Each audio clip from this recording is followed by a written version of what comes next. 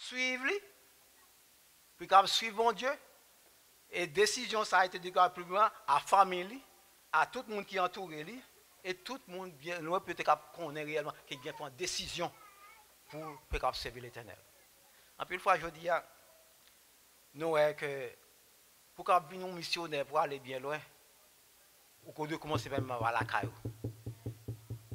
Ou doit prendre décision. Ou doit comme ça détacher avec tout ça, la caillou qu'on va faire. Nous, Gédéon, papa était dressé un hôtel à Bahal, dans une habitation, il était détaché à bagaille ça, à idole ça.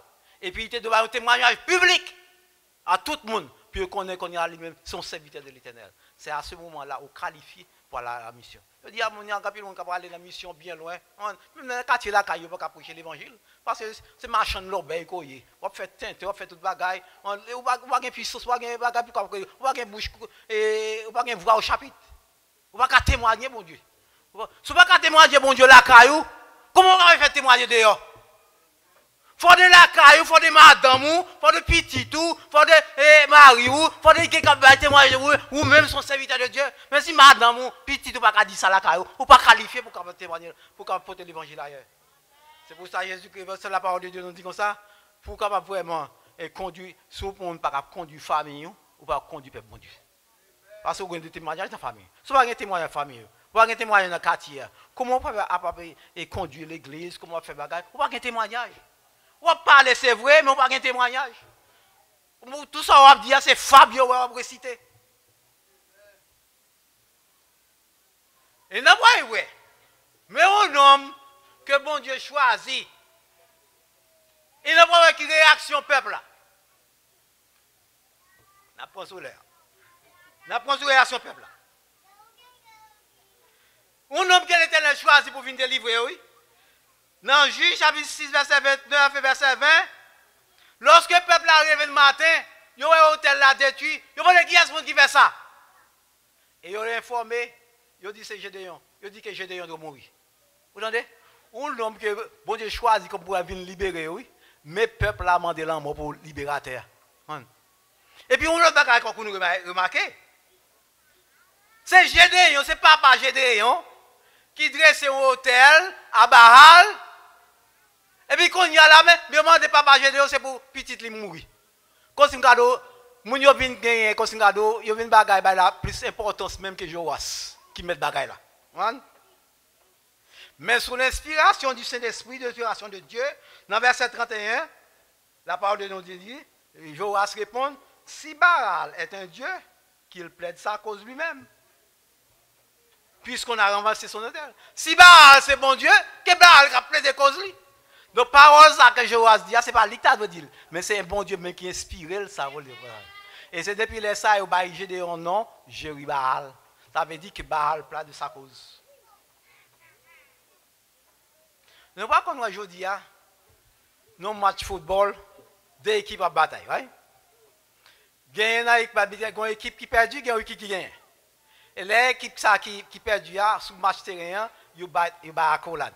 Right? Et puis nous, les fanatiques qui ça fait, ils bataille, ils gourmet, ils veulent rouge, tête cassée, ils vont dans la prison, et puis deux teams ils battent accolade. Même dans l'église aujourd'hui, il y a des gens qui sont fanatiques, des gens qui sont régler les affaires, ils passent pour vous défendre les pichons, devant mon nom, ils viennent défendre pour une cause intel. Fanatique. Les gens qui sont régler les affaires, oui, mais c'est lui qui prend cause là pour lui. Et puis c'est lui qui peut pour casser, oui. Tête lui cassée, il bataille, dans la prison, il arrête de mettre dans la prison. Fanatique. Et puis des teams, il a réjoui. Fanatique. Mais c'est ça qui fait là.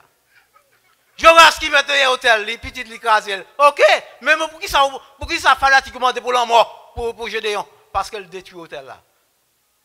Joras qui te dresse l'hôtel là, il ne va dire rien. Et qui s'acrivait. Malgré tout, Gédéon, avant d'aller dans la bataille là, il veut rassurer, il demandait deux signes avec un toison. On tire le mouton et dit l'Éternel, si vous vraiment voulez dans la bataille là, je vais monter la victoire, mais Tilen ça me mettait là, c'est pour vous faire, et Tilen ça mouillé, et puis terre arrêté sèche. Le matin, je dis, l'Éternel fait ça. Après ça, l'Éternel dit, encore l'Éternel, nous avons plus rassuré, fait-il être dans une rete sèche, et puis rete sèche, et puis toute la terre mouillée. Et l'Éternel fait ça. Et qu'on y a, Gédéon qu'on y a déterminé pour aller dans la bataille. Nous allons voir rapidement. Composition de l'armée de Gédéon. Gédéon fait une convocation puis rassembler une armée. 32 000 personnes venus. Qui sont sortis dans la tribu de Manassé, sont sortis dans la tribu d'Azer, dans la tribu de Zabulon, dans la tribu de Naphtali. Ils ont campé près de la source de Harod. Et l'armée madianite qui campait au pied de la colline de Morée, ils ont au nombre de 135 000 personnes. 135 000 personnes, mais Gédéon paraît avec 32 000 personnes. Déjà, nous, pour l'homme, son bataille, Gédéon déjà perdu, avec 32 000 hommes. Et distance entre deux armées, ça, côté au campé, c'est une distance d'environ 10 km. Mais quand il y a dans verset chapitre 7, verset 3, Gédéon recevra l'ordre de la part de l'Éternel pour le dire comme ça, tout le monde qui a la peur, retourne la caille. Et la Bible dit combien 22 000 hommes retournés. Combien de étaient? Gédéon a 32 000, qu'on y a 22 000 retournés. 10 000 qui étaient. Est-ce que vous-même, moi, mais qui a 135 000, ou 10 000 ou déjà perdu pour vous, ou déjà perdu? Et l'Éternel n'a pas fait un bagage qui est étrange encore. L'Éternel dit à Gédéon, dans Juge chapitre 7, verset 4, l'Éternel dit encore à Gédéon, le peuple est encore trop nombreux. Fais-les descendre vers l'eau, et là je t'en ferai le triage. Qui est capable de faire le triage là? Qui est capable de faire le triage là? L'Éternel est capable de faire le triage là.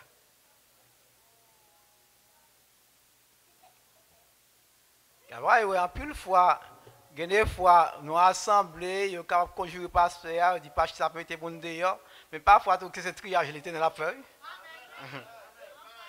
Nous avons bien concerné vraiment des gens qui quittent l'église, mais parfois, tout ce triage que l'Éternel a fait. Nous ne connaissons pas ça.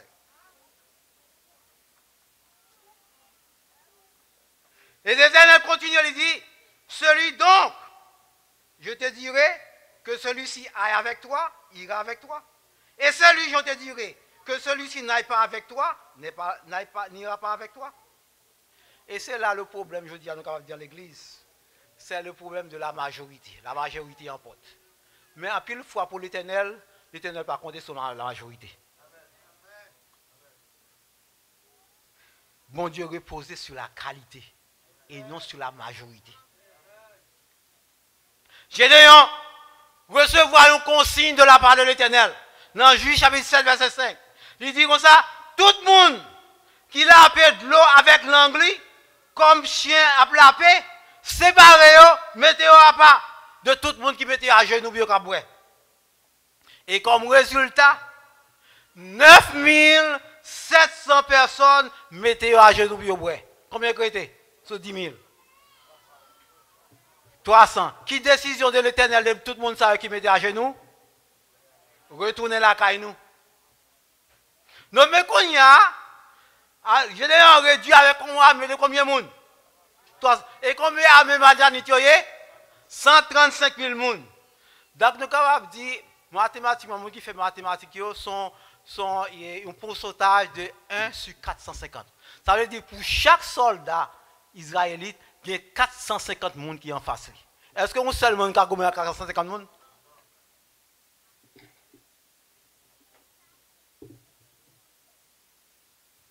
Quand l'Éternel dit, et l'Éternel pas attendre Gédéon répondre pour Gédéon dire, oh, qui ça va faire avec 300 personnes? Immédiatement l'Éternel dit à Gédéon, c'est pas, au verset 7, il dit, c'est pas les 300 hommes qui ont la paix que je vous sauverai et que je livrerai Madian entre tes mains. Il dit encore à Gédéon, descendez avec Pura, votre serviteur, pendant la nuit, aux avant-postes du camp de Madian, et attendez qui ça qu'il a dit. Et immédiatement, lorsque Gédéon arrivé aux avant-postes du camp, il tendait une sentinelle. D'après Juge chapitre 7, verset 13 à verset 15, a raconté camarade lui un songe qu'elle fait. Il voit son petit gâteau de pain d'orge qui roule dans le camp et il renverse le camp dessus. Et l'ange et l'autre camarade dit comme ça, très certainement, c'est Gédéon, la famille de Joas, très certainement l'Éternel livré le camp là entre ses mains. Et lorsque Gédéon avec pu attendre ça, il a couru vite, il a retourné à dit soldats, il dit messieurs, levez-nous, que bon Dieu livré Madian entre nous. Nous avons le champ de bataille. Nous sommes deux coups champ de bataille là. 300 hommes contre 135 000 hommes. Gédéon, il près de la source de Harod. Et quand Madianite là, il campait dans la vallée, la Bible dit ça, tant qu'on sauterelle, avec des chameaux, tant qu'on sable en mer. Et qui s'acrivait. À la tête, nous voyons Gédéon à la tête de 300 hommes. Et nous voyons à la tête de l'armée des Madianites, nous voyons les princes et les chefs de Madian, Oreb, Zib, Zeba, Salmuna, à la tête. Il a marché, il a venu rencontrer. Et qui s'acrivait. Mais Gédéon, avec 300 hommes là, il divisait 300 hommes là en 3 corps. Nous voyons le plus souvent. Donc la Bible dit que c'est l'Éternel qui dit ça, Gédéon fait. Mais avec l'esprit de discernement que le Seigneur va y Gédéon, il divise 300 hommes en 3 corps. Ça veut dire dans chaque corps, combien de monde il y a 100 monde dans chaque corps. Et dans chaque corps, et chaque monde, il y a une couche avec une torche qui allume la dalle avec une trompette. Et tu as l'autre arme, d'accord? Il n'y a pas ni couteau, il n'y a pas ni épée, il n'y a pas ni lance.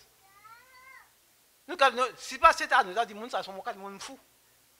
Quand on aller à la boucherie, ou à battre avec une armée de 135 000, 300 hommes, il n'y a pas ni épée, ni manchette, ni couteau, ni quoi que ce soit. Seulement avec une trompette dans la main, avec une cruche qui a une bougie qui est allumée dedans.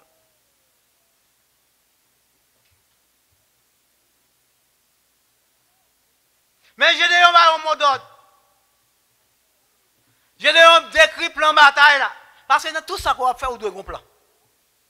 Nous, à l'église Ebenezer de Westbury, si nous n'avons pas un plan, nous ne pouvons pas aller n'importe où, rien côté, nous ne pouvons pas aller. Même si nous n'avons pas l'argent, nous devons avoir un plan. Mais si nous n'avons pas un plan, nous ne pouvons pas faire ou pas. Nous devons avoir une vision. Si nous n'avons pas une vision, nous ne pouvons pas faire. Après 29 ans, quand nous y allons dans la case, parce que nous n'avons pas de vision. Si nous avons une vision, nous ne pouvons pas là.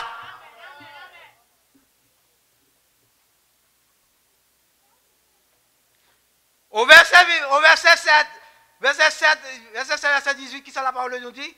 Gédéon dit, vous me regardez et vous ferez comme moi. Dès que j'aborderai le camp, vous ferez ce que je ferai. Et quand je sonnerai la trompette, moi et tous ceux qui seront avec moi, vous sonnerez aussi de la trompette tout autour du camp et vous direz pour l'Éternel et pour Gédéon. Je dis, c'est ça qui arrive dans l'église, pour problème dans l'église. Ça fait qu'on va gagner la victoire. Parce que tout le monde ne peut pas suivre un leader. L'église ne peut pas suivre le leader, tout le monde veut faire ça, on veut. Tout autant qu'on va faire ça, on veut, ou pas jamais gagner la victoire, ou doit faire. Je dis, gardez, fais ça, me faire. Samedi, dis samedi. Ça me fait ça. Tu ne peux pas faire ça, leader, de vous faire, ou pas gagner victoire. Ça, c'est le plan de la bataille. Parce que dans l'église, je dis, on fait ça, on veut. Donc, pas gagner victoire. Gédéon dit, gardez, fais ça, me fait, et dis ça, moi, dit. Tout le monde doit avoir le même mot.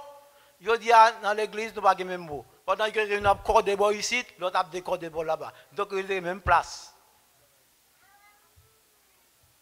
Au milieu de la nuit qui s'arrivait, les 300 hommes, ils ont entouré le camp, ils ont sonné de la tempête, ils ont brisé les couches là, et ils ont crié, épée pour l'Éternel et pour Gédéon.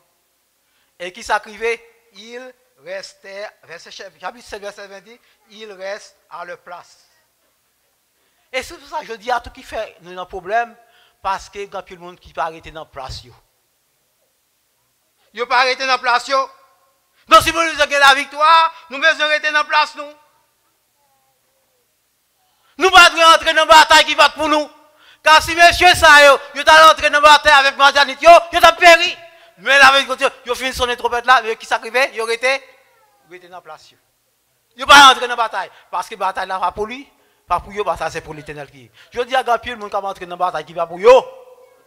Et ça, quand on a un problème, ou pour une bataille qui va pour vous, ou pour entrer dans la bataille qui va pour vous, ou un problème. Ils auraient été dans la place. Et qui ça comme résultat de la bataille? 120 000 Madianites tués. Et tout l'autre prend la fuite sans que monsieur pas tiré un seul coup d'épée. Horeb, Zib, ils ont tué. Et reste quand pour la fuite. Zébat, Samuel a pris la fuite. Et puis tu as poursuivi par Gédéon et capturé et exécuté. Ainsi, Gédéon lui sortit victorieux sans qu'elle pas tiré même un coup d'épée. C'est pour ça que la parole de Dieu nous dit, l'Éternel combattra pour vous et vous gardez le silence. Donc ils ont bâti, ils ont mis en déroute toute l'armée de Madian et qui était quoi, était en sûreté. Et Juge chapitre 8 verset 28 dit, Madian fut humilié devant les enfants d'Israël, il ne leva plus la tête et le pays fut en repos pendant 40 ans durant toute la vie de Gédéon. Nous, qui ça l'Éternel a fait lorsque nous mettons confiance dans l'Éternel? Même ça, bon Dieu t'a fait avec Gédéon, est-ce qu'on est capable de faire pour l'église Ebenezer de Westbury?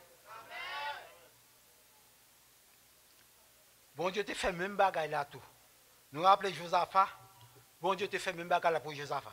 Pendant que Madian était rassemblé, pendant que Amonite était rassemblé, pour le combattre Josaphat dans 2 Chroniques chapitre 20 verset 1 à 30.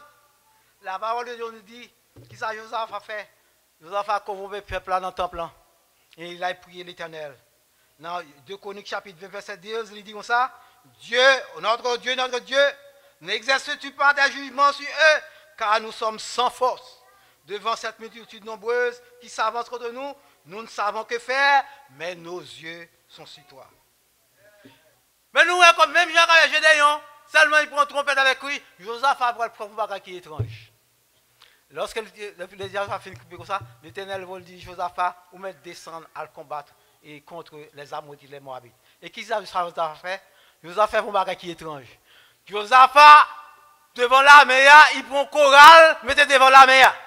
Il prend chorale l'église Ebenezer de Westbury, mettez devant l'armée. Après la bataille. Maestro, si tu as pris chorale, dans la bataille, mettez chorale l'église Ebenezer de Westbury. Qui sont avancés de chorale l'église Ebenezer de Westbury? Oui, mais qui sont pensés de chorale qu'on a dans le monde? Est-ce qu'ils sont prêts pour la bataille ça? Oui. Est-ce qu'ils sont prêts pour la bataille ça? Josaphat prend chorale là, lui mettait devant l'armée, il a pas rencontré l'ennemi, et tout autant que il a chanté, car sa miséricorde dure toujours, car sa miséricorde. La Bible dit comme ça, tout soldat ennemi, il a tiré épée contre l'autre, leur arrivé souterrain, tout le monde, pas un soldat qui échappé. C'est ça, chorale là, c'est leur qui a chanté. Nous voyons l'église qui va chorale, nous ne pas gagner la victoire. Ou l'église par exemple qui va chorale les dames, nous ne pas gagner la. C'est chorale, c'est un bagage qui est très important dans l'église. Parce que la parole de Dieu dit, bon Dieu chita, dans le temps louange. Si par exemple nous voyons l'église, pas de chorale, pas rien, l'église ça, c'est pas l'église qui est pour la bataille. Donc si nous avons une victoire sur l'ennemi, chorale l'église c'est besoin de camper, chorale les doigts de camper, chorale les jeunes de camper, chorale les hommes de camper, et à ce moment-là, nous prêts pour la bataille et c'est à ce moment-là nous équiper pour nous remporter la victoire. Louez l'Éternel, car sa miséricorde. C'est ça qu'on va chanter et puis remporter la victoire. Nous, même ça l'Éternel a fait pour Josaphat, même ça l'Éternel pour faire pour l'église et pour Gédéon, il a fait aussi pour l'église Ebenezer de Westbury. Nous devons besoin préparer nos bien-aimés. Parce qu'il faut nous reconnaître que c'est dans la bataille que nous sommes. La Bible dit que nous ne pouvons pas lutter contre la chair et le sang. Mais là, lutter contre les ennemis méchants dans le céleste, que Satan le projet de ce monde, nous pouvons trouver toutes les armes spirituelles pour nous résister dans les mauvais jours. Donc, comme nous sommes dit tout à l'heure, après 29 ans, c'est par là, si nous avons conscience de nos états, nous ne pas là à côté de nous hier. Nous sommes pas plus loin. On met nous debout. On vraiment mettons nous debout comme un seul homme. De façon pour nous réformer, pour que l'Église soit réformée et pour nous réellement disposer pour nous aller à la bataille. Pour le bagage, on remarque comme fait, nous avons dit après 7 ans, bon Dieu t'a suscité Gédéon et t'a remporté la victoire. En juillet Après, il fait 7 ans dans l'église Ébenezer de Rosaire. Donc, bien confiance, qui a assurance au cours de 7e année, ça, bon Dieu pourra délivrer l'église Ébenezer de Rosaire. Que bon Dieu a fait nous la grâce.